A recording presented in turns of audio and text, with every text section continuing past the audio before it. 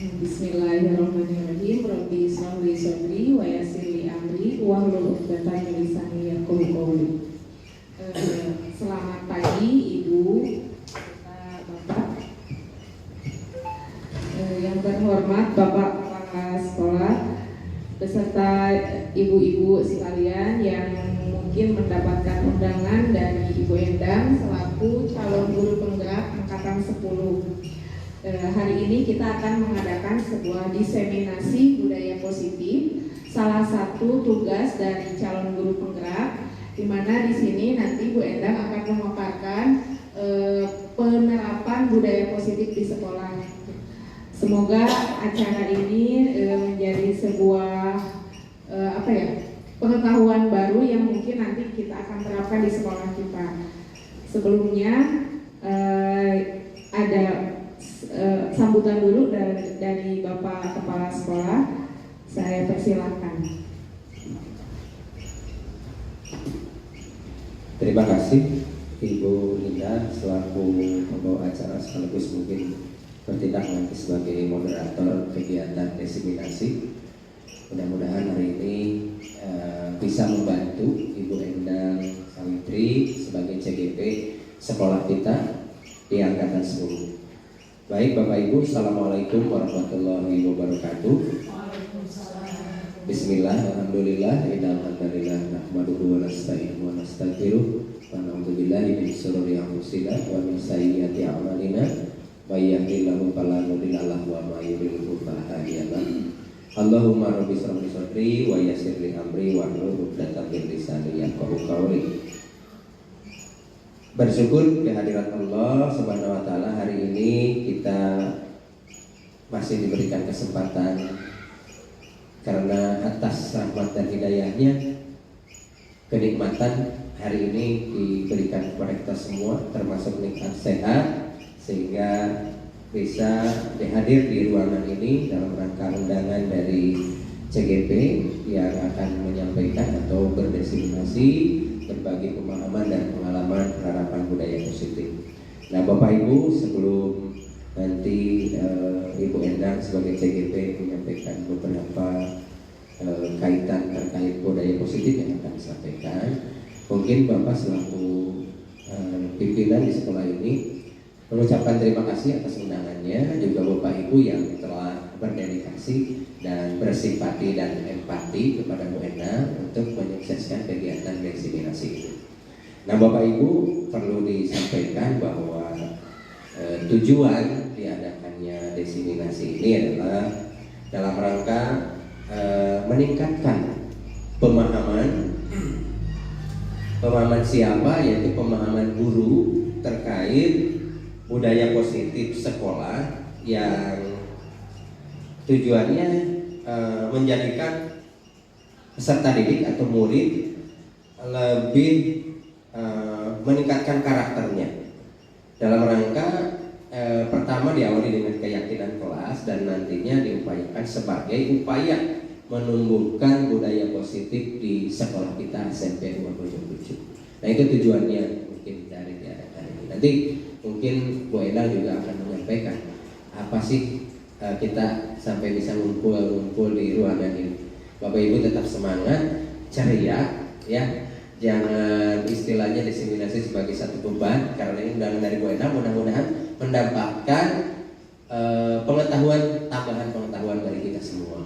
Karena nanti imbasnya dari kegiatan ini mudah-mudahan sekolah kita menjadi sekolah yang memang ramah anak, jadi berpusat kepada murid seluruhnya. Yakin semuanya Bapak Ibu juga sudah memahami itu.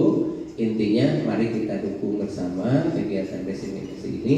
Mudah-mudahan dari awal sampai akhir tidak ada hal yang nanti bisa mengurangi esensi dari kegiatan diseminasi ini. Tidak panjang Bapak Ibu, tak lupa mari kita bersama-sama sanjungkan salam kepada panutan orang sadaya Kanjeng Nabi Muhammad Sallallahu Alaihi Wasallam. Jadi sekali lagi terima kasih kami dari pihak sekolah yang telah barangkali Ibu telah mendedikasikan diri bersimpati dan empati kepada Bu Endang. Mudah-mudahan kegiatan ini berjalan dengan lancar. Itu saja sebagai arahan. mudah-mudahan jadi satu motivasi kita semua, tidak saja ibu-ibu, bapak pun selaku pimpinan mudah-mudahan mendapatkan pengalaman dari kegiatan BSI masing-masing. Terima kasih. Mohon maaf apabila ada yang kurang berkenan atas penyampaian paparan atau sambutan dari lembaga. Terima kasih. Billahi sabilillah. Wassalamualaikum warahmatullahi wabarakatuh. Terima kasih Bapak atas sambutannya, dukungannya juga untuk Bu Endang sebagai CGP di angkatan 10 ini. Mudah-mudahan tadi seperti yang Bapak katakan, ada perubahan di sekolah kita, terutama mungkin di sini yang paling awal adalah perubahan dalam budaya positif ini. Gitu. Kita bisa menerapkan budaya positifnya di sekolah kita. Kemudian tadi pembelajaran yang berdiferensiasi secara keseluruhan. Mudah-mudahan dengan adanya CGP ini bisa menularkan pengalamannya kepada semua guru, sehingga apa yang kami dapatkan di CGP ini bisa dirasakan juga oleh semua guru gitu. Dan mungkin untuk mempersingkat waktu, kita lanjut saja ke dalam diseminasi berbagi pemahaman dan pengalaman penerapan budaya positif. Kepada Bu Endang kami persilakan.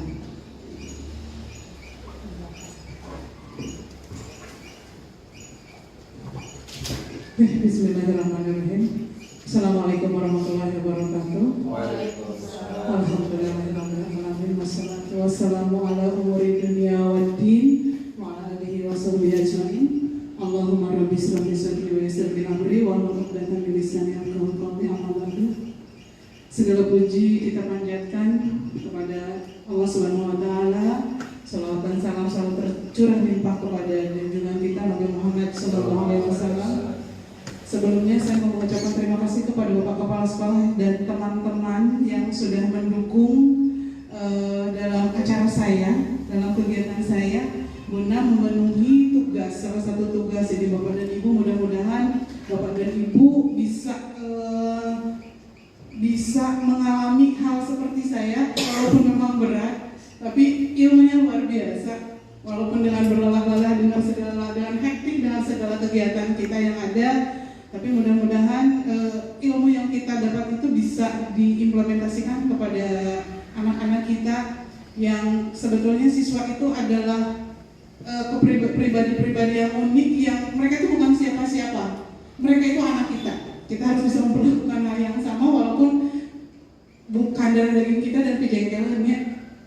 Hatur nuhun Bapak sudah mendukung Bapak Ibu juga waktunya, paling itu juga abdi diwanggel. Walaupun memang ini durasinya agak panjang ya Bapak Ibu, 60 sampai 120 menit, tapi mudah-mudahan ilmu yang nanti saya sampaikan itu bisa bermanfaat untuk cara kita menghadapi anak-anak sebetulnya. Di sini penerapan budaya positif di sini memang ini sasarannya adalah menciptakan budaya yang nyaman di sekolah kita. Lalu bagaimana cara kita menangani anak-anak yang spesial supaya terpopoloto teuing. Sebetulnya saya juga ini asa kasintret gitu, asa kasintret ke diri sendiri karena memang saya itu selama ini ya gitu sepopolotot keneh gitu. Tapi mudah-mudahan sedikit demi sedikit ada perubahan ya Bapak. Siap. Oke, siap. Oke, sebelum kita mulai, mari kita mulai dengan membacakan basmalah. Bismillahirrahmanirrahim. Supaya suasana tidak kaku, Bapak, ibu-ibu di sini jangan terlalu tegangnya. Iya mah ngobrol, ini mah kita diskusi gitu.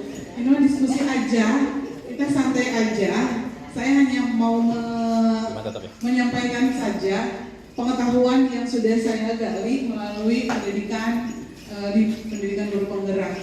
Sebelum kita mulai ada tongue twister nih. Apa Bu Dian? Guru bahasa Inggris aja. Sponge twister. Ini ada ice breaking dulu sebentar. Di sini kita akan mengucapkan 5 kali dengan cepat.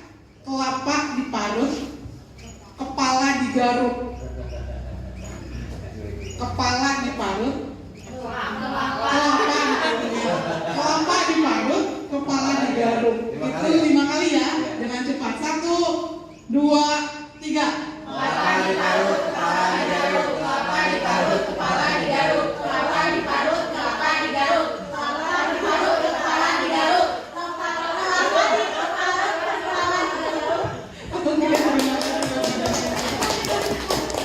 Ternyata orang teh kalau disuruh mengucapkan, padahal katanya sama, tapi kalau berulang-ulang juga cadanya. Seperti kalau kita tanda tangan, Bapak dan Ibu ya.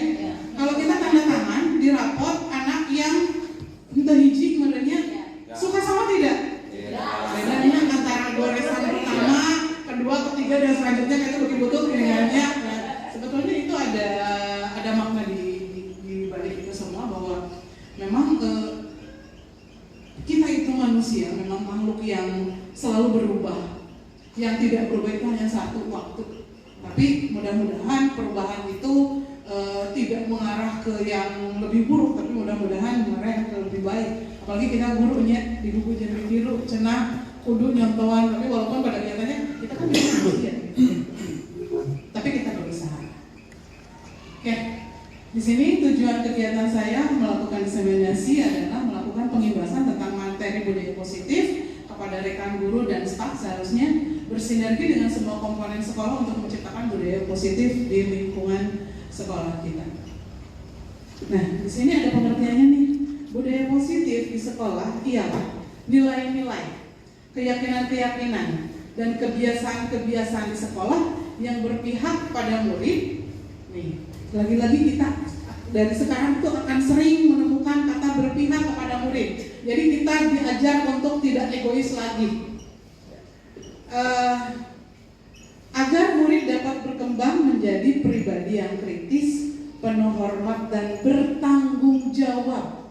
Dan itu yang ditekankan, kritis, penuh hormat dan bertanggung jawab, yang selama ini memang kita sudah banyak menemukan siswa yang kurang kritis, yang sudah tidak hormatnya itu udah dikit, dan apalagi rasa tanggung jawabnya di kelas. Karena memang kesadaran di kelas itu, penerapan budaya positif di sekolah itu memang kita harus membangun rasa tanggung jawab siswa, karena memang harus intristik. Jadi terbangun, motivasinya harus terbangun dari diri sendiri, lain dititah gitu, bukan dari luar, bukan kita suruh-suruh. Karena kalau kita suruh-suruh, kalau kita juga misalnya mau melakukan sesuatu disuruh-suruh asal ada ogahnya, orang tepuk ribu gitu kan. Tapi kalau berasal dari diri sendiri dengan rasa tanggung jawab penuh, oh iya, kayak kita mau sholat deh, itu dari luar atau dari dalam motivasinya, dari luar diri atau dari dalam diri. Sholat ya sekarang ya dalam usia kita yang segini, kalau anak-anak wajar lah dititah-titahkannya geran sholat. Tapi kan kalau kita misalnya sudah usia segini, asal terlucu kita sholat mesti disuruh-suruh, otomatis itu yang harus kita tanamkan ke siswa agar motivasi intrinsik terbangun. Ini seperti itu. Selanjutnya di sini, jadi budaya positif itu salah satunya adalah kita mengembangkan tentang disiplin positif. Di sini kita akan ada game. Di sini gamenya namanya cobalah buka. Oke, siap Bapak dan Ibu dengan tangannya. Anda adalah A, perintahnya.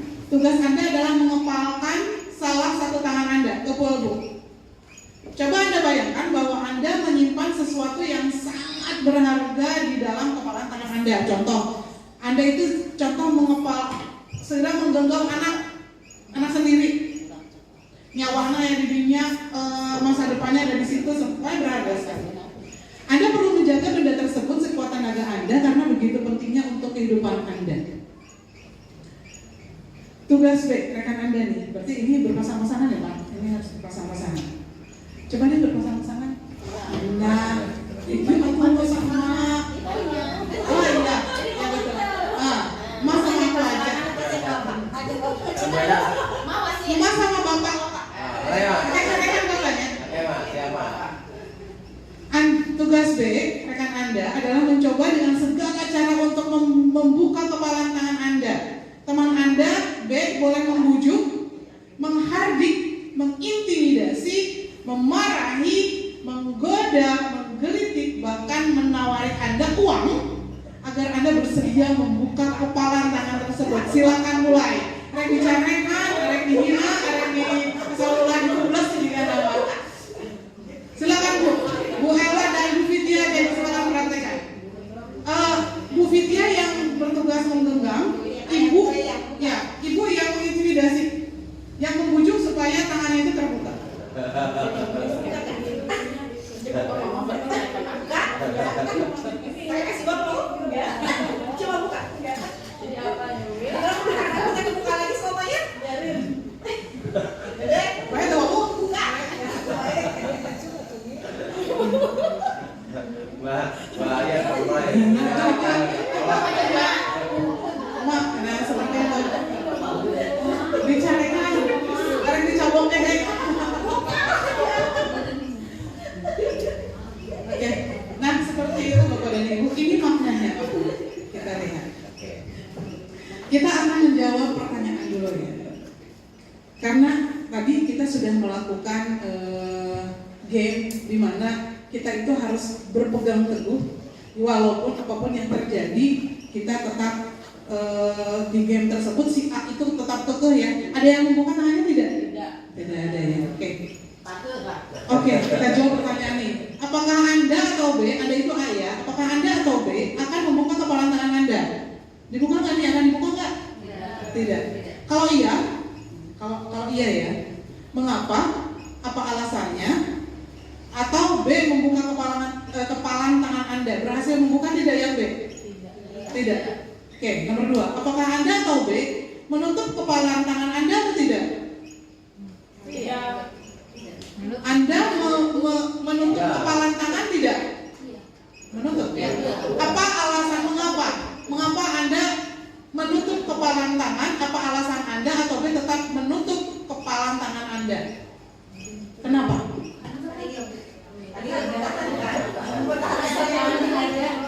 Oke, betul. Mempertahankan karena ini berharga sekali ya. Seandainya itu terbuka, lepas tangannya hancur ya dunia ya. Seperti oke. Dalam kegiatan ini sesungguhnya siapa yang memegang kendali atau kontrol untuk membuka atau menutup kepala tangan? Diri sendiri. Luar biasa. Tepuk tangan dong buat. Pada dasarnya semua tindakan atau keputusan bagaimana dari kontrol pikiran kita terhadap prinsip yang kita pegang teguh. Jadi intinya itu. Jadi segala sesuatu itu memang kita harus punya prinsip dan prinsip itu harus kita pegang teguh supaya kita punya harga diri gitu ya. Kalau misalnya prinsip itu selang-seling edan sakapung eling sakapung ya apa jadinya nanti ke anak-anak kita juga kita juga kan harus menerapkan disiplin positif itu kepada anak supaya anak mau memegang teguh keyakinannya dalam disiplin positif.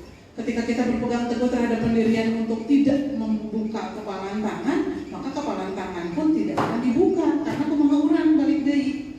Ketika kita berusaha untuk mempengaruhi teman kita untuk membuka kepalan tangan, kita juga akan sulit untuk mempengaruhi teman kita karena teman kita sudah punya prinsip yang kuat. Jadi semua keputusan ada pada kontrol kita masing-masing. Jadi makna di balik game tersebut adalah itu Bapak Ibu. Jadi memang kita juga harus menerapkan hal seperti itu ke anak, belajar untuk anak supaya mau berprinsip. Berarti sebelum anak yang berprinsip kita dulu ya yang berprinsip. Boleh Bapak memberikan masukan? Boleh Bapak penguatan silakan. Ini penguatan sedikit, ini terkait dengan profesi kita, Bu ya. Baik Bapak Ibu, ini bagus sekali bentuk motivasi yang disampaikan oleh Bu Endar ya terkait profesi kita. Tadi di dalam genggaman kita ada benda yang sangat berharga.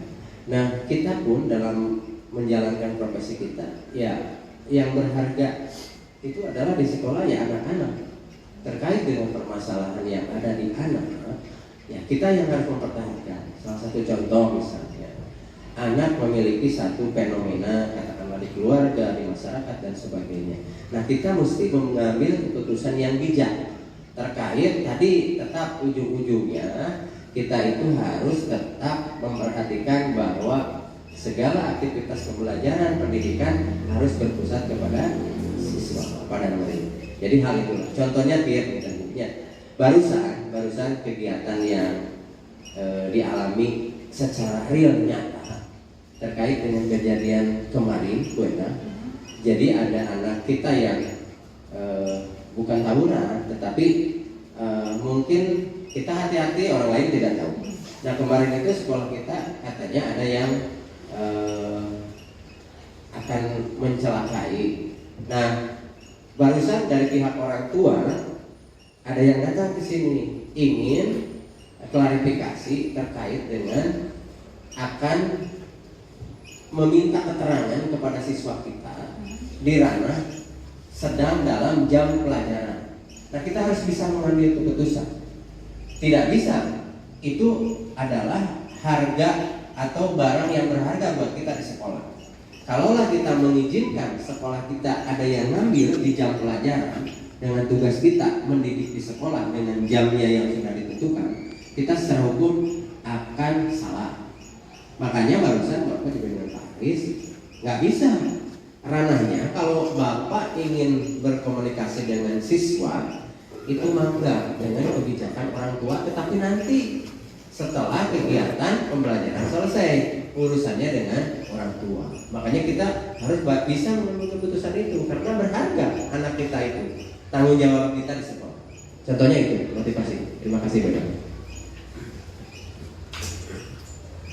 Terima kasih Bapak, luar biasa. Jadi itu memang contoh real ya Pak ya. Ya. Contoh real yang sebetulnya kita bisa dapatkan itu sehari-hari dengan keragaman anak kita yang kompleks, yang luar biasa ya. Bapak dan Ibu mungkin sudah banyak memahami tentang karakter siswa kita itu seperti apa, lingkungan seperti apa. Oke, di sini ada miskonsepsi nih. Selain kita mengonsep hal-hal yang memang harus dilakukan, ternyata ada misnya juga. Tapi di sini teori kontrolnya menurut Dr. William Glaser. Teori kontrol yang dikembangkan oleh Dr. William Glaser menekankan bahwa banyak pendekatan tradisional dalam pendidikan dan manajemen perilaku didasarkan pada ilusi dan miskonsepsi yang salah. Berikut adalah penjelasan rinci mengenai beberapa miskonsepsi menurut teori kontrol Glaser. Di sini ada yang pertama, ada ilusi guru mengontrol murid. Sering ya kita ya mengontrol murid ya.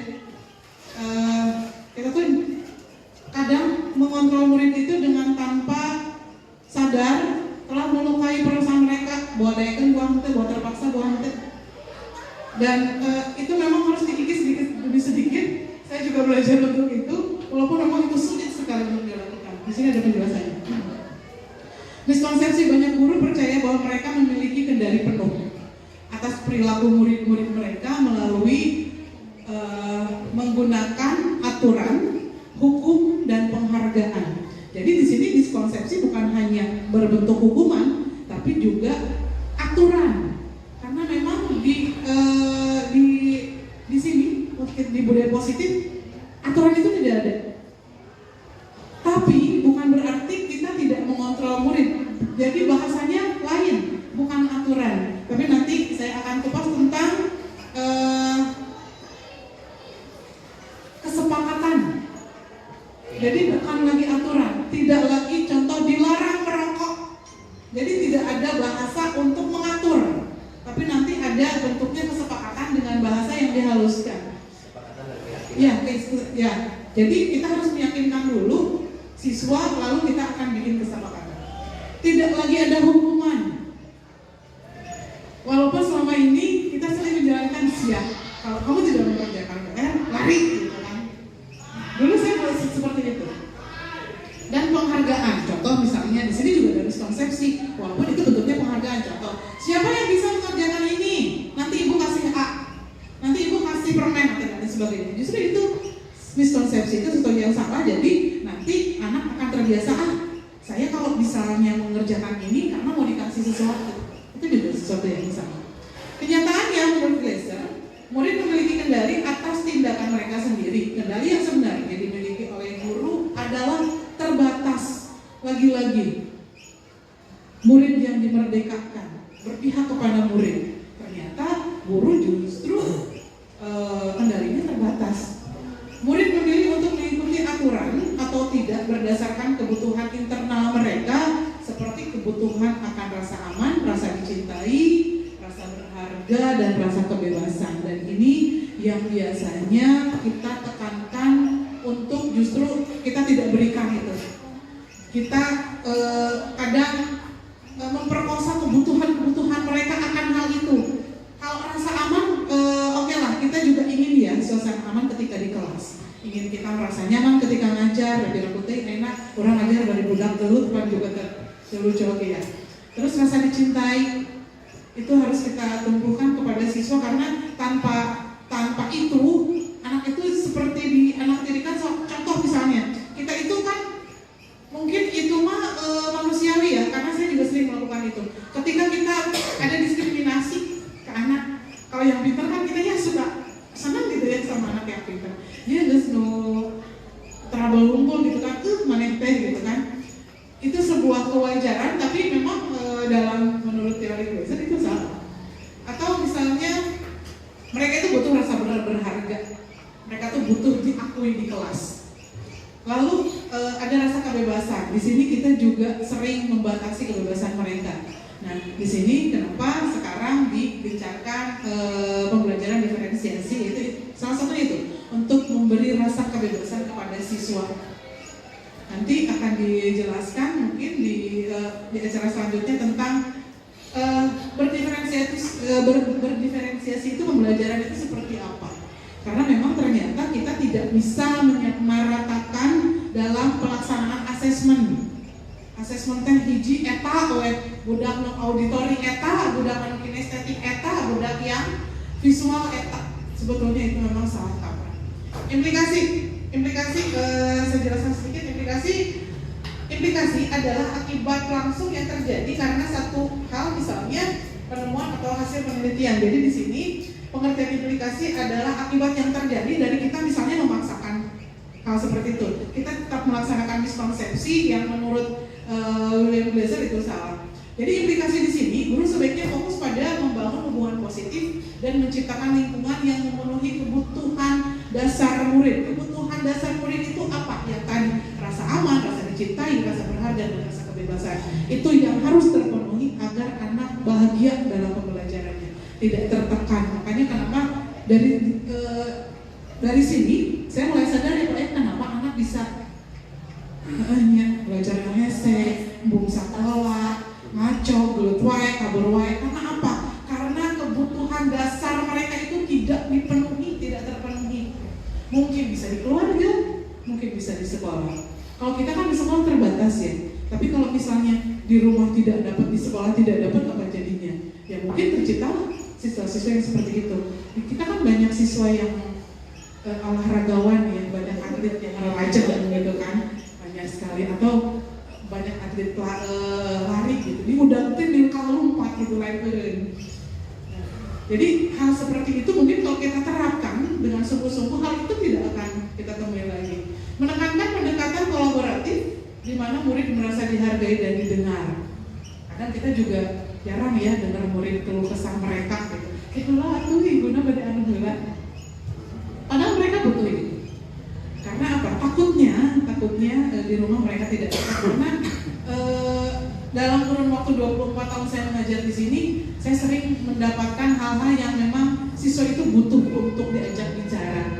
Saya sering menangani siswa yang ternyata ketika setelah diajak bicara, oh mereka tuh punya basic yang sangat menyedihkan. Kenapa dia berlaku seperti itu di kelas? Karena memang basicnya seperti itu. Kadang kita buta ya akan hal seperti itu. Kadang kita menutup mata dan menutup telinga. Wah, kembalilah saya riuh. Karena apa? Karena saya sering berpikir begini.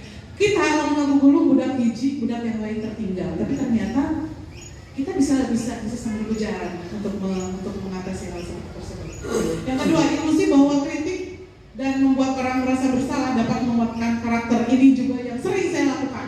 Nyalah. Jadi kita menekan anak supaya anak itu merasa bersalah. Nah, maaf tuh seperti itu ya. Saya sering melakukan miskonsepsi sebetulnya. Beberapa pendidik dan orang tua percaya bahwa kritik keras dan membuat anak merasa bersalah adalah cara efektif untuk mengubah perilaku dan menguatkan karakter. Jadi kita memang sering untuk membuat anak tuh merasa bersalah banget. Kenapa kamu gelut? Nah, aku mau gelut. Apalagi kalau misalnya si temannya sampai terluka. Tuh kan, dipilihan hayo di kumaha. Kamu yang harus tanggung jawab. Kita tidak begitu. Menurut Glaser, kritik yang berlebihan dan rasa bersalah cenderung merusak harga diri. Anak itu jadi begini. Saya kemarin diingatkan sama suami ketika saya berangkat ke IHT, ada sini Ais tahu dong, Dia tuh nelpon, Bu, pendaftaran udah dimulai belum ke sekolah Batur. Ketika saya di sini aja, muncul saya emosi jiwa, karena saya ingat kelakuan dia yang dulu. Ya udah mesti itu dia. Kata suami saya, kamu coba jangan dulu seperti itu. Karena apa? Dia itu udah nggak sekolah di kita.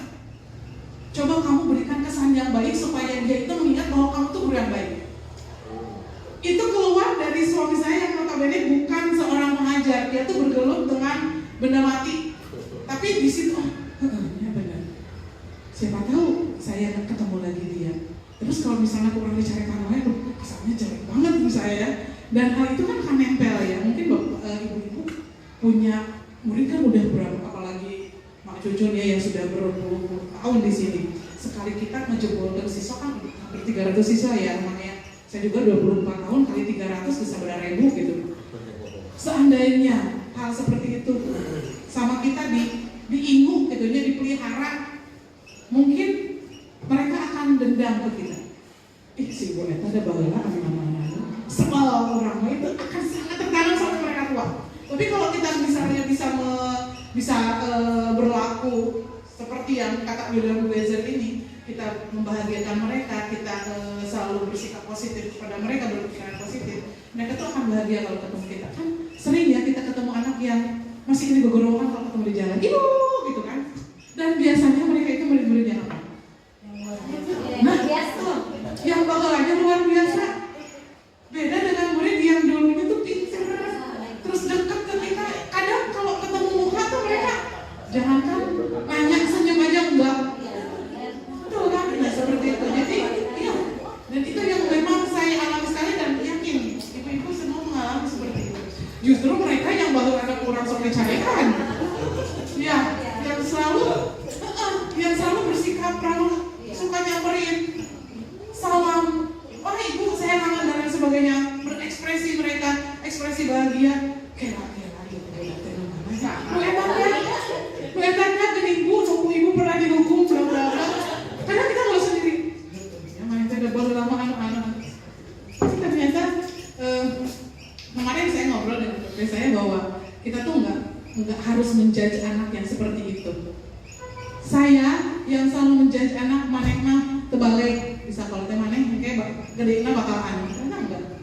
Karena saya punya pengalaman sendiri. Pengalaman saya diri saya sendiri ketika bageula saya ngacok seperti itu, ternyata ketika setelah dewasa menemukan titik balik yang akhirnya justru kehidupan kita itu menjadi lebih baik.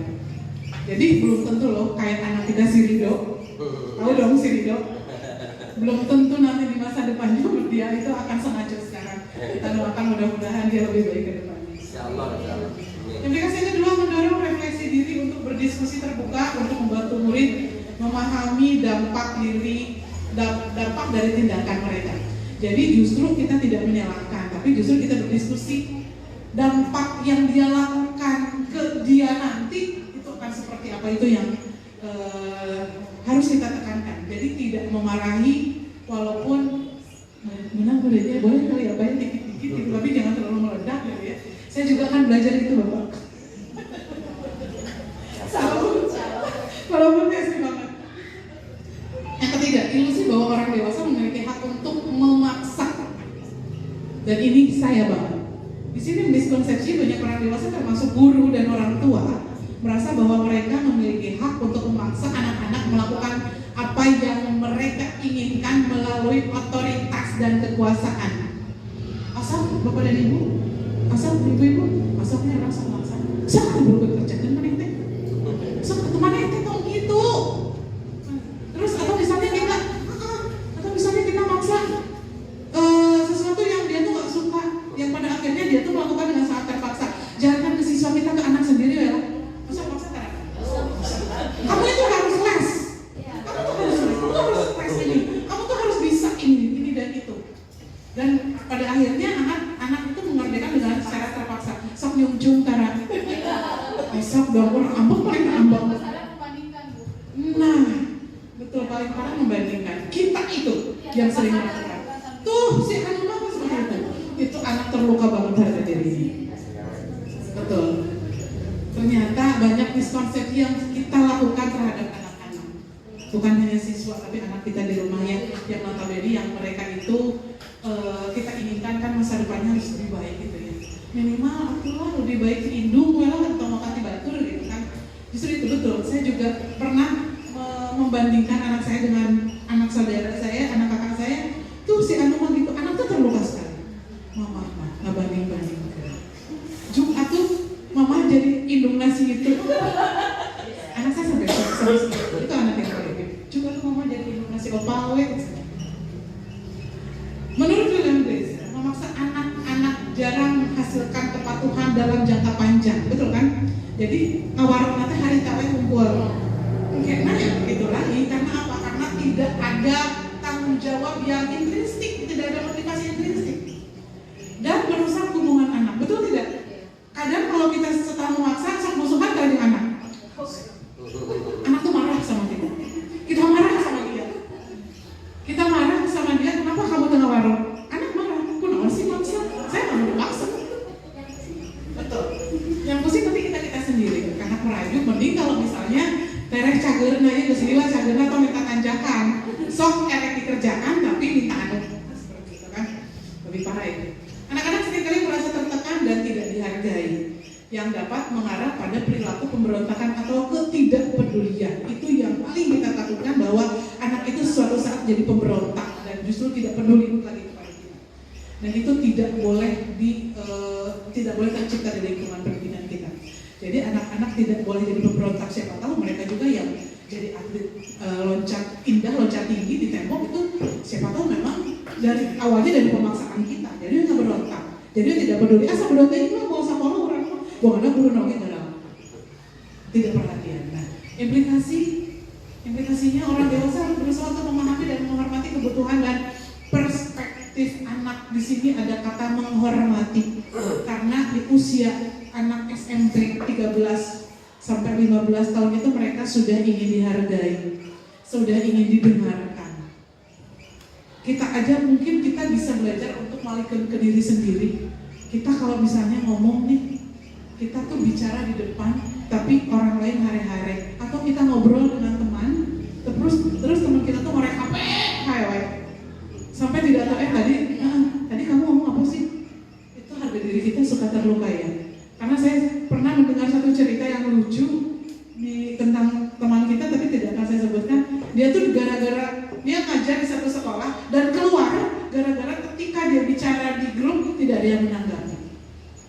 Itu sampai keluar dan pindah ke kita. Berarti betapa terlukanya hatinya. Sama anak itu juga seperti itu. Jangan menganggap bahwa murid kita itu budak letik yang tidak tahu apa-apa. Mereka sudah remaja, beranjak mau remaja matang. Kita SMP itu remaja mentah ya. Yang ketika masuk SMP itu udah remaja matang, tapi mereka itu sudah remaja, bukan anak-anak balita yang masih kita bisa atur-atur ini dan itu. Ternyata mereka itu sudah punya keinginan sendiri yang harus kita hargai keinginannya. Lalu pendekatan yang lebih efektif adalah menggunakan pengaruh dan persuasi melalui hubungan yang positif dan komunikasi yang terbuka. Ajak ngobrol, kamu maunya apa? Walaupun anak sering kalau ditanya seperti itu, terang jawabnya, Bu, saya maunya apa ya? Saya aja kalau ditanya, kalau ada masalah, kamu tuh maunya apa? Kita kan suka bingung ya, kita maunya apa ya? Ingin bahagia, Tapi kan ada banyak cara untuk meraih kebahagiaan tersebut. Kesimpulannya, menurut teori kontrol William Glaser, pendekatan tradisional yang didasarkan pada kendali eksternal, tadi seperti pemaksaan dan sebagainya, penghargaan dan hukuman, kritik keras terhadap pemaksaan cenderung kurang efektif dan seringkali merusak hubungan. Itu kesimpulannya yang tadi kita ilusi-ilusi yang tadi.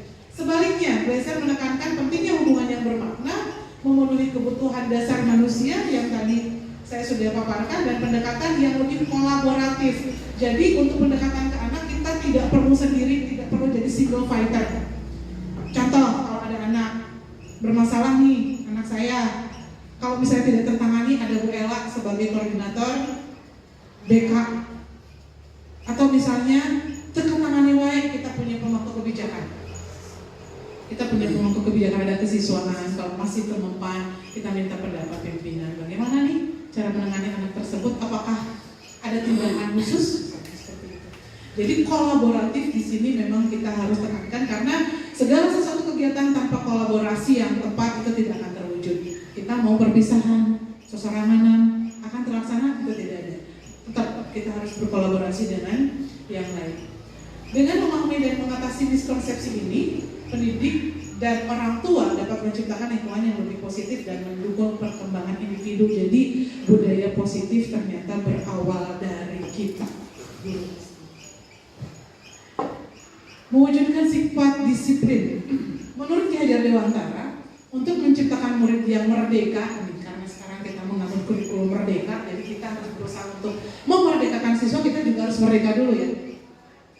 Syarat utamanya adalah harus ada disiplin yang kuat, karena bukan berarti merdeka itu mencari dan budak, sakahayang, tidak. Tapi di sini justru disiplin itu harus diwujudkan dulu, harus diperkuat dulu.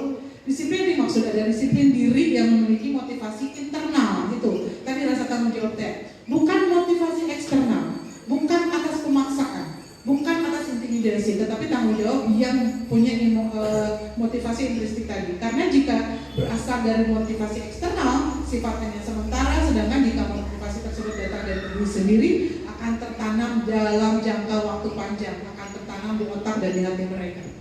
Motivasi 3, motivasi perilaku manusia menurut Diana Geisen. Diana Geisen menyoroti 3 motivasi utama yang mendorong perilaku manusia. Berikut adalah penjelasan rinci mengenai 3 motivasi tersebut. Yang pertama, menghindari ketidaknyamanan atau hukuman. Yang sering kita lakukan kayak anak itu tidak nyaman dengan hukuman. Penjelasannya, di sini ada motivasi. Individu seringkali berperilaku tertentu untuk menghindari situasi yang menyebabkan ketidaknyamanan. Kita juga sering ya lari dari ketidaknyamanan atau hukuman. Ini adalah bentuk motivasi negatif, di mana perilaku dipicu oleh keinginan untuk menghindari konsekuensi yang tidak menyenangkan. Jangankan anak, kita juga sering melarikan diri dari kita sudah, misalnya kita nggak sekolah nih, tidak ada laporan ke bapak kepala sekolah atau ke siapa saja.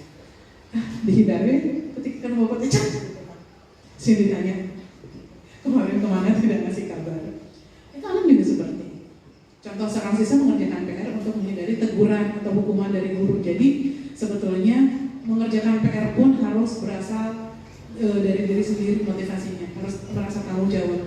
Karena kalau tidak ya terpaksa dia dengan PR-nya dikarenakan rasa sekolah kenapa. Tapi sebetulnya anak itu motivasinya eksternal kan. Siapa bicarakan, siapa dihukum.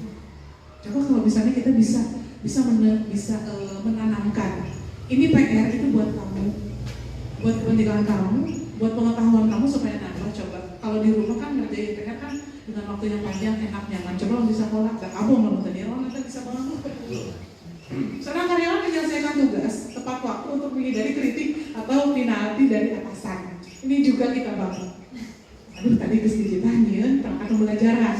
Kudu selesai hari anu canyeun kelas ya. Dihindari aja dulu. Atau misalnya kita ngerjakeun ya sing dipoyokan ke batur geus ngerjakeun urang kacang.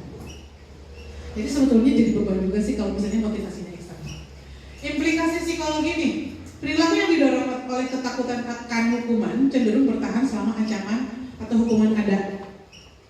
Jadi kalau didorongnya oleh ketakutan jika tadi babaturan kesumpulkan orang acan, itu beban sekali. Begitu ancaman dihapus, perilaku tersebut mungkin tidak lagi dilakukan. Dageningan, babakan yang ngerjakan nama santai we. Ketika ancaman itu terhapus, batur begini. Korea pakai TK nanti we. Seperti itu. Jadi itu kita bangun. Motivasi ini seringkali mengurangi stres jangka pendek, tetapi bisa menyebabkan kecemasan atau stres berkepanjangan jika individu selalu merasa terancam. Contohnya seperti kita itu harus melakukan pekerjaan, nyesel lewat cuci di rumah. Ada satu seragam yang akan dipakai suami besok, tapi rasa malas itu menggelayut di otak. Enak kan kalau kita udah mager, tapi besokannya bakalan pakai baju kulit. Itu kepikiran nggak? Walaupun kita gogoleran kayak santai gitu ya, rebahan, tapi kan kita stres. Itu cari sesuatu jenis cerita kenal, aduh jenis yang sakit, aja gitu kan. Jadi anak juga seperti itu. Jadi tidak menanamkan anak supaya motivasinya eksternal. Jadi tetap tekankan supaya anak tuh punya motivasi internal. Menjadi orang yang mereka inginkan dan menghargai diri sendiri dengan nilai-nilai yang mereka percaya. Ini adalah yang kedua menurut Diana Gesa. Motivasinya, individu berperilaku dengan cara tertentu untuk menjadi versi terbaik dari diri mereka sendiri sesuai dengan nilai-nilai dan keyakinan pribadi. Ini adalah bentuk motivasi intrinsik di mana perilaku dipicu oleh dorongan internal untuk mencapai tujuan pribadi dan kepuasan diri. Itu menjadi sebuah motivasi untuk berperilaku supaya kita menjadi versi diri kita tuh yang terbaik. Seperti tadi, kalau kita nyuci engkek-engkek karena ogah, tapi kalau misalnya muncul rasa tanggung jawab, oh iya, suami saya nanti kalau tidak pakai seragam itu dihukum ke atasan, atau misalnya mereka dapat malu, otomatis kita terbangun tanggung jawab dalam diri kita. Oh iya, kita nyucinya juga dengan bahagia dong, apalagi kalau di sakunya nemuin Soekarno gitu, itu bahagia banget. Oh iya, ada hikmah ya, saya nemu Soekarno, apa jangan hancur aja Bu. Saya pernah Bu nemu Soekarno tapi dalam keadaan hancur lebur, itu suami saya marah-marah. Manik-manik. Contohnya, seorang siswa belajar keras karena mereka menghargai pengetahuan dan ingin menjadi orang yang berpendidikan. Jadi dia itu bekerja keras supaya saya ingin jadi pintar. Jadi motivasi itu yang harus selalu kita bangun. Karena apa? Ketika kita pintar, kita bisa jadi apa saja. Kita bisa melakukan apa saja. Seandainya kita nggak pintar, kita nggak jadi guru barunya. Kita nggak jadi guru dan kita tidak bisa mengembangkan ilmu, kita tidak bisa berbagi. Karena apa? Saya berpikir begini. Saya selalu menanamkan bahwa jadi guru adalah salah satu saya bisa berbagi praktek baik ke anak. Siapa tahu nanti suatu saat atau dari sekian ribu anak kita ada nanti ngabedel orang ke surga gitu ketika kita kekelepokan. Kita bisa kekelepokannya kalau temannya masuk ke neraka ya. Terus gitu aja bisa hancur setengah badan kita. Ada anak kita yang bisa ngabedel. Berarti itu apa nih? Itu adalah jariah orang. Nah, salah satu kita bisa sodakoh. Salah satu kita bisa sodakoh adalah ternyata dengan menjadi guru. Itu motivasi saya sebetulnya sih. Jadi kudunya umurnya kita tuh terbatas. Paling kalau ada yang minta aja ada pengamen, kayak lebaran main, kalian bisa sodakohnya ya, gitu kan. Tapi kan kalau ilmu kita anak apalagi dipakai itu bisa jadi jariah kebaikan. Implikasi psikologi, motivasi intrinsik cenderung menghasilkan keterlibatan yang lebih besar dan berkelanjutan dalam suatu kegiatan karena individu merasa tindakan mereka memiliki makna dan relevansi pribadi. Jadi motivasi intrinsik itu akan yang sangat awet tadi. Yang kedua, individu termotivasi oleh nilai-nilai pribadi cenderung memiliki kesejahteraan mental yang lebih baik dan merasa lebih puas dengan diri mereka sendiri. Jadi segala sesuatu dilakukan dengan secara tidak terpaksa itu akan mendatangkan kesejahteraan mental. Kita tidak tertekan oleh kegoleran lain, kan? Kita santai, sudah tidak ada lagi pekerjaan. Kita rebahan juga enak, nikmat ya, tanpa ada dilupa. Kesimpulan, Diana Gesa di sini menekankan bahwa perilaku manusia didorong oleh berbagai motivasi, baik eksternal maupun internal. Memahami motivasi ini membantu kita menciptakan lingkungan yang mendukung perilaku positif dan mengembangkan strategi yang lebih efektif dalam pendidikan, manajemen, dan hubungan interpersonal. Jadi bukan hanya ke anak tetapi ke sesama rekan kerja. Oke, berikut ada ringkasan motivasi perilaku manusia menurut Gesa. Satu, nih motivasinya nih ya, perilaku manusia. Menghindari ketidaknyamanan atau hukuman. Kita selalu ingin berada di zona nyaman. Kita tidak mau kena hukuman, kita tidak mau merasa nyaman, karena hatinya juga nggak enak. Kita kesinggung sedikit aja kan nggak nyaman.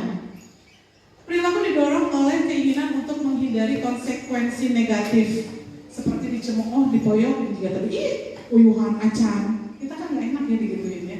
Walaupun kita membalasnya dengan senyuman, tapi tetap dongkol dong, ya gitu. Mending kalau kita sadar berbuat gawean gitu nih, orang kita gitu. Jadi nggak gawean itu bisa mutuk gitu. Itu kan stres juga. Mendapat imbalan atau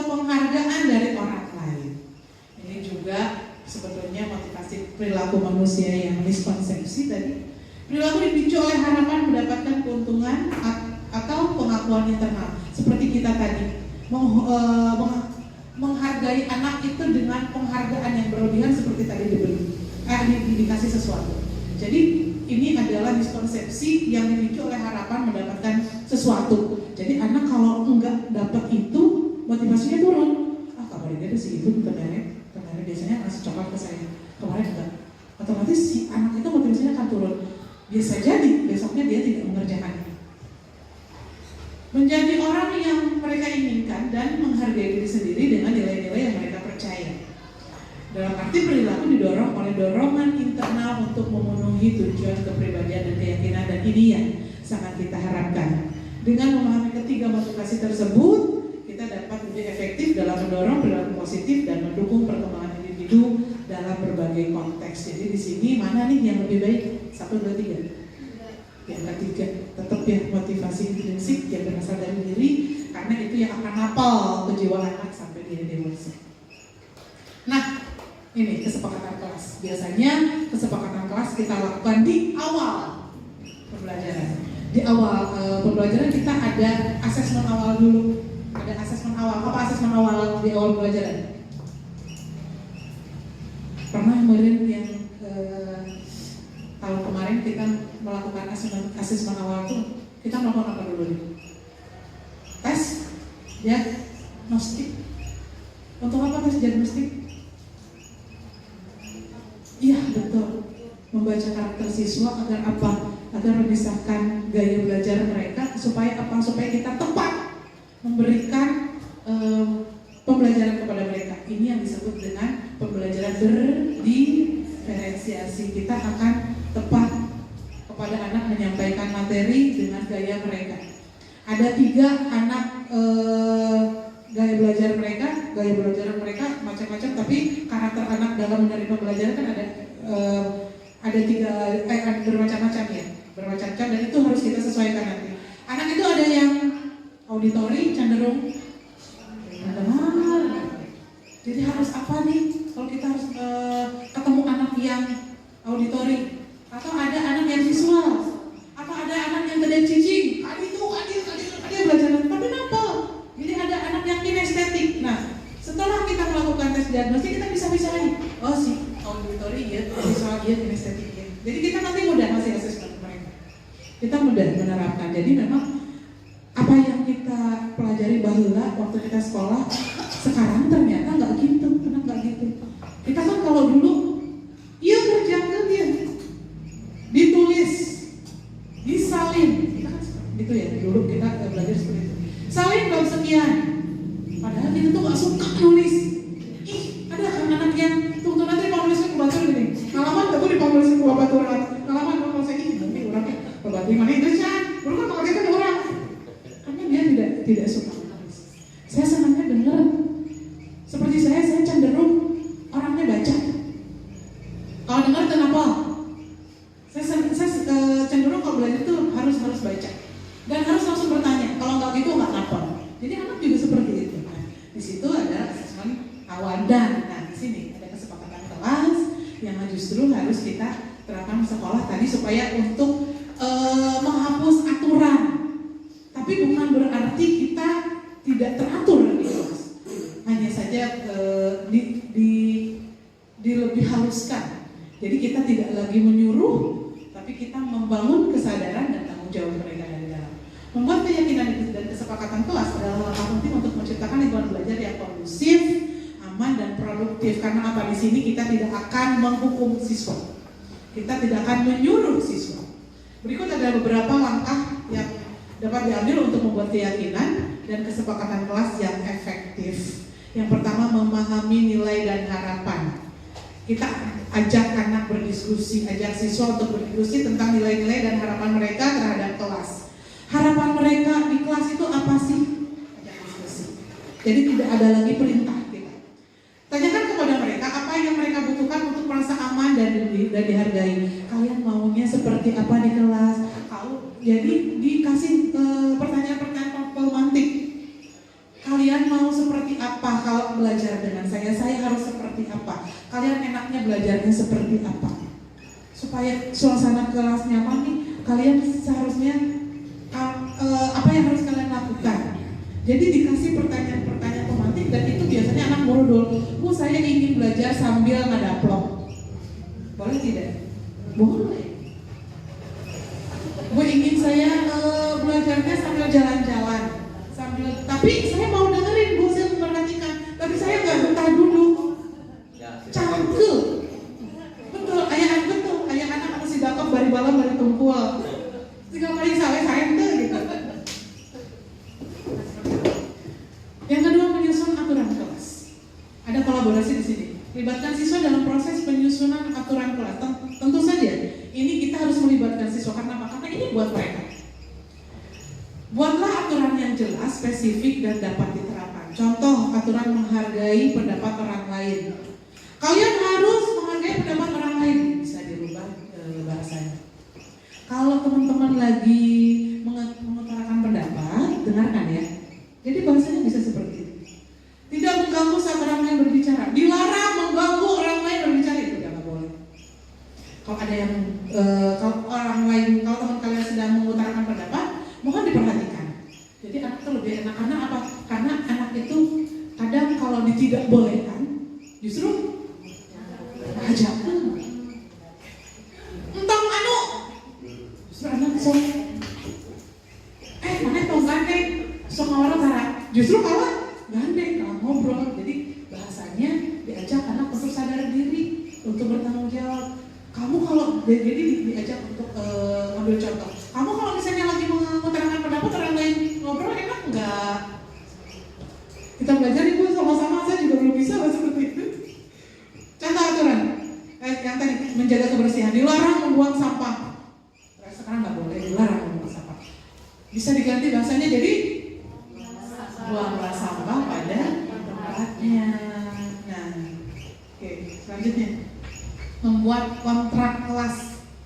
Di sini ada dokumentasi. Tulis aturan. Jadi kontrak kelas itu secara tertulis pasti ya. Namanya kontrak itu pasti tertulis. Tulis aturan dan kesepakatan. Jadi bikin dulu aturan nih. Dilarang. Lalu kita buat kesepakatan. Tadi seperti dilarang buang sampah. Kesepakatannya apa? Buang sampahlah pada tempatnya. Atau dilarang keluar kelas saat belajar. Buat kesepakatan lagi. Apa contohnya? Dilarang keluar kelas. Mohon, atau misalnya ketika sedang belajar, mohon diikuti atau ikuti pembelajaran sampai selesai. Tinggal ganti bahasanya aja sih. Itu sebetulnya menanamkan tanggung jawab ke anak. Pastikan semua siswa membaca dan menandatangani. Nanti kita ya, ibu bapak yang jadi wali kelas, ini wajib loh.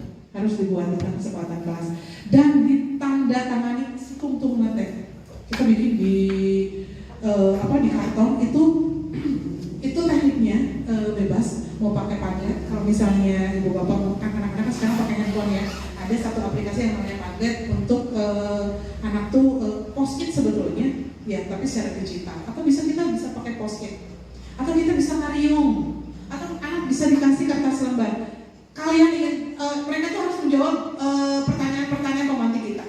Jadi nanti setelah kita bacakan semuanya, lalu mana yang disepakati? Baru ditulis. Dan itu anak harus tanda tangan kontrak semua. Kita bikin nama anak sampai 32 tanda tangan. Supaya apa? Supaya mereka merasa bertanggung jawab untuk melaksanakan kesepakatan itu. Tapi nanti di akhir ada kalau ada kesepakatan berarti kalau melanggar itu dikasih apa Pak? Bukan punishment. Bukan sanksi.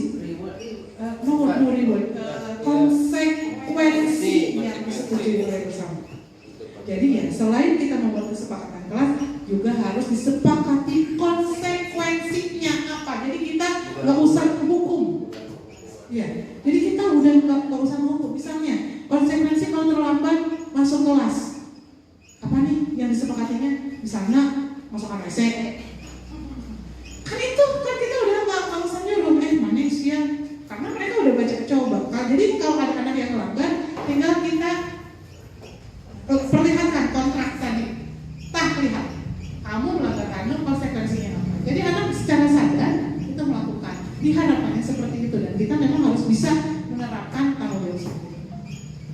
Membangun keyakinan kelas, di sini ada pendidikan karakter. Ajarkan nilai-nilai seperti kejujuran, tanggung jawab, dan empati. Ini adalah 3 kata kunci kejujuran. Anak kalau misalnya mau jujur dengan segala sesuatu, itu kita akan lebih mudah mengarahkan. Tanggung jawab, kita nggak usah maksa-maksa karena mereka tuh udah punya tanggung jawab sendiri. Dan empati, mereka itu harus bisa, kita harus bisa menerapkan, kita harus kasih contoh penerapan empati kepada siswa seperti apa. Karena kita juga tidak di empatiin teman juga gak enak ya. Orang teh dan kepapahitan, mereka bisa kan.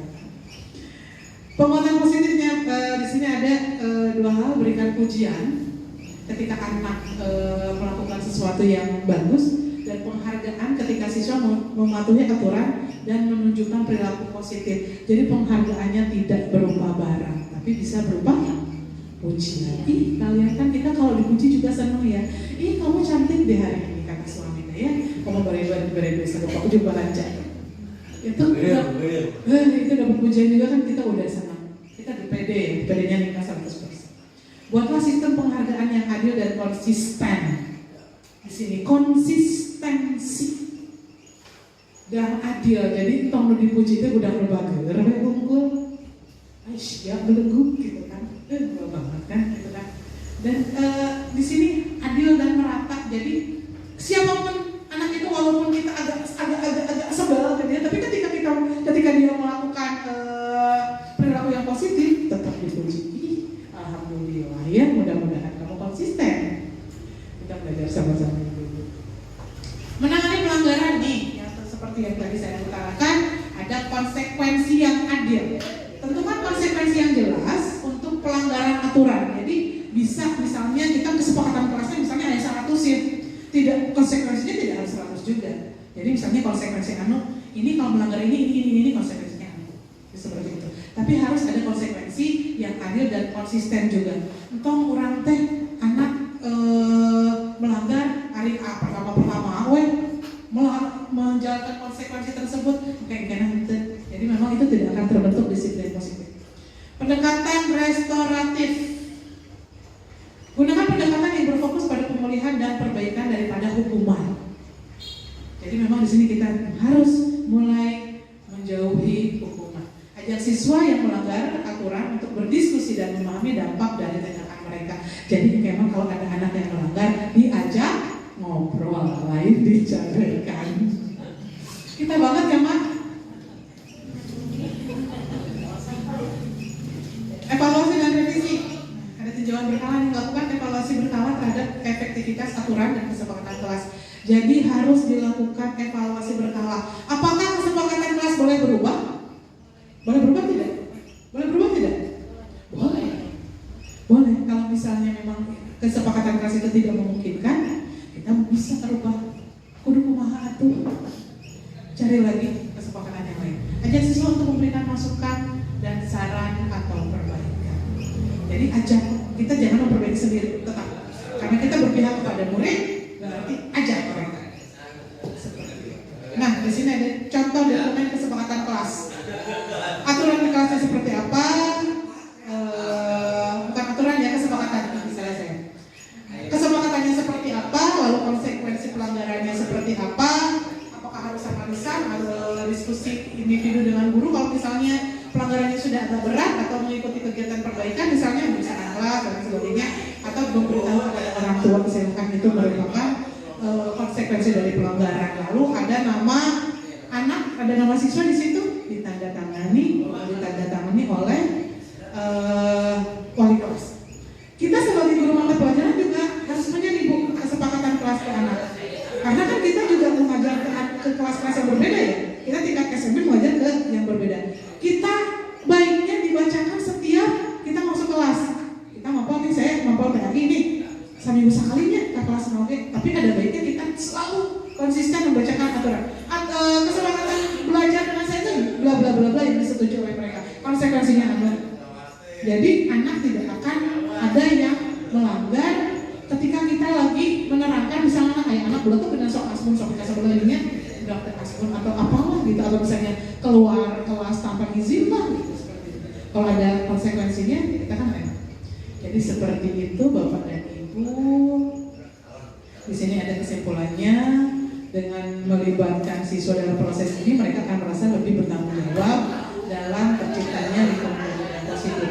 Satu materi lagi Bapak dan Ibu, mudah-mudahan masih sabar. Di sini saya akan kebut aja 5 posisi kontrol guru. Guru ternyata punya posisi kontrol. Yang pertama, penghukum, pembuat rasa bersalah. Tapi bisa kita juga berperan sebagai teman, sebagai pemantau dan sebagai manajer. Apa saja nih? Penghukum, nada suara tinggi, saya banget Bu. Bahasa tubuh, melotot, dan jari yang menunjuk-nunjuk atau menghardik. Itu guru biasanya melakukan. Itu posisinya sebagai apa? Sebagai posisi penghukum. Atau membuat rasa bersalah tadi, maneh mah tuh pan, ayo kudu dikumahakeun. Itu berarti membuat rasa bersalah. Itu miskonsepsi. Tapi ada di sini guru yang sebagai teman pada posisi ini tidak akan menyakiti murid, namun akan tetap berupaya mengontrol murid. Kalau kita, kumaha perilaku kita ke teman sendiri ya. Kalau mungkin benar-benar kalau betul aja keluarnya. Ada teman yang curhat, si cewek-cewek, terus perasaan orangnya kita sebagai siswa juga seperti itu. Teman emang saya kabur juga. Mau murid gitu. Kita mesti teman. Sebagai pemantau, posisi pemantau berdasarkan pada peraturan dan konsekuensi. Kita mantau kesepakatan kelas yang sudah kita buat, lalu pantau juga konsekuensinya seperti apa. Kita dapat memisahkan hubungan pribadi kita dengan murid. Jadi memang urusan pribadi kita jangan dibawa-bawa ke sekolah, tinggalin aja lah di rumah.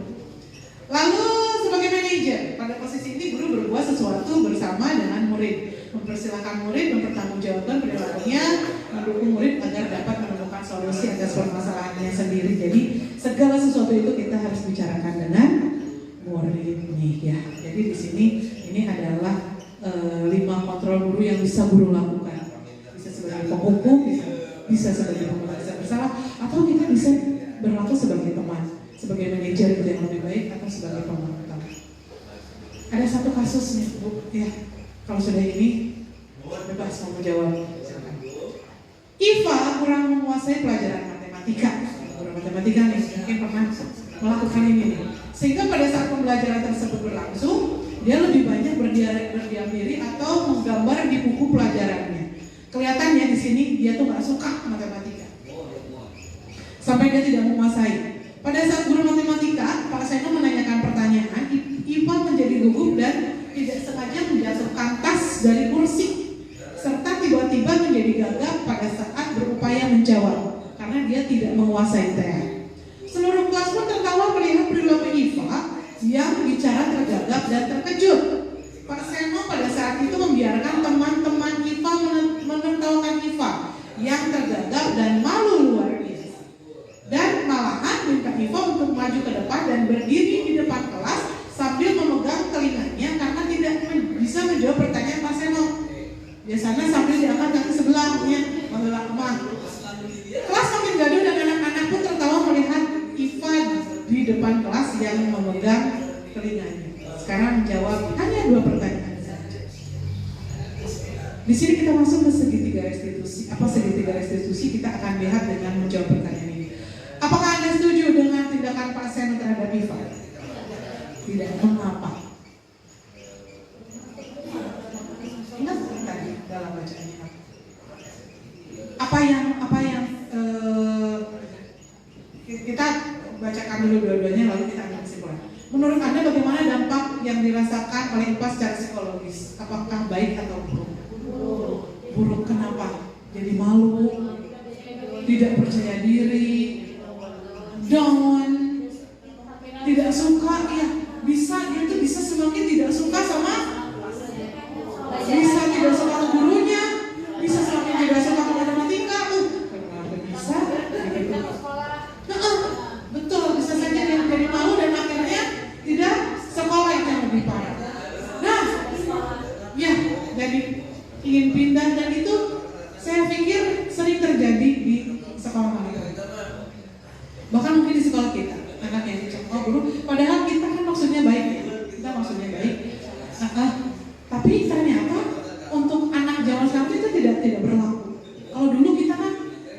mungkin ada pergeseran itu ya, pergeseran nilai ya. Bahwa kan dulu kalau kita dihukum guru kan langsung gitu ya, di balai dong keluar, di balai dong kupang kampus, di buku panggaris ayo, tapi kok nerap, tapi sekarang kok enggak. Ada pergeseran nilai ternyata di sini. Justru sekarang anak-anak kita kalau diperlakukan seperti itu, mereka jadi tadi pada diri terluka, berontak, jadi benci ke kita, bisa jadi tidak sekolah, tidak mau sekolah, keluar, pindah. Berarti memang di sini ada yang harus kita lakukan nih. Di sini ada yang disebut dengan segitiga restitusi. Apa saja segitiga restitusi itu? Jadi apa yang harus kita lakukan? Adalah ada 3 hal di sini yang harus kita lakukan dalam segitiga restitusi. Di sini ada validasi, tekan tinggalinnya. Nah, di sini ada menstabilkan identitas. Tadi ada segitiga ya. Pertama itu menstabilkan identitas dulu. Bagian dasar dari segitiga yang bertujuan untuk mengubah identitas anak dari orang yang gagal melakukan kesalahan menjadi orang yang sukses. Itu kita harus stabilkan dulu identitas dia. Anak yang melanggar peraturan karena sedang mencari perhatian, karena sedang mencari perhatian adalah anak yang mengalami kegagalan. Anak yang gagal itu berarti bisa jadi dia tuh sedang mencari perhatian. Dia mencoba untuk memenuhi kebutuhan dasarnya, namun ada benturan. Kalau kita mengkritik dia, maka kita akan membuatnya dalam posisi sangat gagal. Apa yang harus kita lakukan? Di sini kita bisa bisa mengungkapkan kata-kata tidak menyalahkan, tidak mengkritik, tidak menghukum, menyarankan. Kita bisa dengan kalimat-kalimat berbuat salah itu tidak apa-apa. Karena kan kita juga suka berbuat salah ya. Kita jangan mengharapkan anak sempurna karena kita juga jauh dari situ. Tidak ada manusia yang sempurna. Saya juga, kan? Yang sempurna hanya rokok saya. Saya juga pernah melakukan kesalahan seperti itu. Jadi anak itu bisa kita bangun percaya dirinya dengan kata-kata seperti itu. Kita bisa menyelesaikan ini, mulai mengajarkan. Bapak Ibu tidak tertarik mencari siapa yang salah, atau saya tidak tertarik mencari siapa yang salah, tapi ingin mencari solusi dari permasalahan ini. Ini anak mulai digiring untuk menyadari kesalahannya. Lalu ada validasi tindakan. Kalau yang tadi itu menstabilkan identitas ya, dari identitas anak yang merasa gagal karena kita bisa kembali membuatnya percaya diri, itu kita menstabilkan identitas dia sendiri untuk menjadi orang yang tidak gagal. Di sini salah satu dari segitiga restitusi adalah validasi tindakan yang salah. Di sini kita bisa menggunakan kalimat padahal kamu bisa melakukan yang lebih buruk dari ini. Jadi anak tuh diajak dulu, tapi kadang-kadang kamu enggak loh. Kesalahan kamu tuh ternyata hanya segini. Saya juga pernah mengalami seperti ini. Atau kamu pasti punya alasan mengapa melakukan ini. Karena setiap tindakan anak itu pasti ada alasan. Bisi memang gimana. Misalnya anak ngambil uang temannya, kita berarti bisa melakukan menanyakan alasan. Oh, berarti dari mana? Bekal. Oh, artinya lapar. Bagaimana caranya? Kita bisa dosanya, sering kan orang dosanya, atau bisa minta bantuan ke teman-temannya. Ini teman kalian belum. Saya yakin anak kalau sudah tersentuh hatinya itu bisa. Kamu patut bangga pada dirimu sendiri karena kamu telah melindungi sesuatu yang membawa penting. Ketika kita mengingatkan kesalahan anak, kita bisa menggunakan bahasa seperti ini. Sebetulnya kamu tuh sedang melindungi sesuatu yang penting, tapi ibu pikir ini tindakan yang tidak tepat bisa menggunakan. Kamu boleh mempertahankan sikap itu, tapi kamu harus menambahkan sikap yang baru. Boleh sih kamu bertindak seperti ini, tapi kamu harus ada tindakan yang lebih baik. Kita ajak ke kesepakatan kelas. Kesepakatan kelas apa yang kamu langgar, kamu konsekuensinya seperti apa. Yang terakhir, menanyakan keyakinan. Seperti yang tadi saya katakan, yuk ketika anak itu melakukan kesalahan, ajak untuk menanyakan keyakinan mana yang kamu langgar. Apa yang kita percaya sebagai kelas atau kelompok. Saya terangkan dulu. Teori kontrol menyatakan bahwa kita pada dasarnya harus termotivasi secara internal, ketika identitas sukses telah tercapai, yang tadi yang segitiga restitusi yang pertama adalah langkah pertama dari tingkah laku yang salah divalidasi tadi di segitiga restitusi yang kedua, maka anak akan siap untuk menghubungkan dengan nilai-nilai yang dia percaya dan berpindah menjadi orang yang dia inginkan, dari orang yang tadinya merasa gagal menjadi pribadi anak yang lebih baik. Pertanyaan di bawah ini menghubungkan keyakinan anak dan keyakinan kelas atau keluarga. Apa yang kita percayai sebagai kelas atau keluarga? Apa sih yang kita percayai sebagai kelas atau keluarga? Jadi di sini anak harus bisa menjawab bahwa yang kita percayai di kelas atau di keluarga itu adalah tindakan-tindakan positif. Nilai-nilai umum yang telah disepakati apa saja, kita ajak anak untuk menilai kembali apa bayangan kita tentang kelas yang ideal. Kita ingin kelas yang kondusif. Contoh, kamu mau menjadi orang yang seperti apa? Kalau misalnya sudah dididik ke sana, otomatis anak akan muncul tanggung jawab, kesadaran sendiri, dan mudah-mudahan tidak melakukan. Kesimpulannya, restitusi adalah sebuah upaya untuk membuat siswa mampu mengevaluasi diri mereka sendiri agar menjadi manusia yang lebih baik sesuai dengan nilai-nilai kebajikan universal, dan sebuah upaya agar setiap kesalahan yang dilakukan menjadi bahan pembelajaran agar diri mereka menjadi lebih baik, menjadi lebih kuat karakternya, dan penghargaan pada diri mereka sendiri maupun pada diri sendiri pun menjadi lebih bertambah. Penghargaan kepada diri mereka sendiri pun bertambah. Dan penjelasan di atas diharapkan budaya positif di sekolah dapat terwujud di sekolah sebagai tempat menyemai benih kebudayaan atau pembentukan karakter, bukan hanya sebagai mimpi indah yang menjadi cerita indah dalam buku-buku teks pelajaran, tetapi menjadi realisasi yang dapat kita terapkan kepada siswa. Enak kan ya? Jadi di sini di segitiga restitusi ini kita tidak lagi tadi menjadi penghukum dan lain sebagainya, tapi ketika anak melakukan kesalahan, yuk kita sama-sama sekarang mulai belajar, ajak ngobrol ke anak untuk dia supaya menyadari dan bertanggung jawab terhadap diri mereka sendiri. Ada pertanyaan Bapak dan Ibu? Mungkin banyak pertanyaannya, tapi kita akan lakukan di belakang, di behind the scene, di sesi selanjutnya.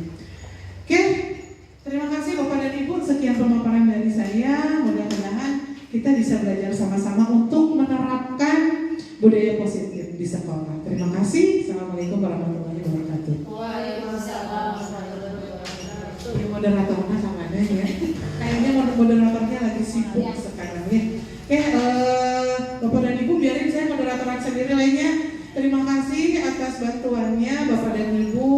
Mudah-mudahan kita bisa menerapkan bersama-sama. Tadi juga Bapak Kepala Sekolah sudah memberikan argumennya, bahwa memberikan tadi di pembukaan bahwa mudah-mudahan budaya positif bisa kita terapkan di sekolah agar tercipta budaya yang nyaman di sekolah. Karena ketika kita nyaman, ketika anak nyaman, otomatis pembelajaran juga akan berhasil ya. Tujuan pendidikan Indonesia itu akan dapat kita laksanakan. Terima kasih. Assalamualaikum warahmatullahi wabarakatuh.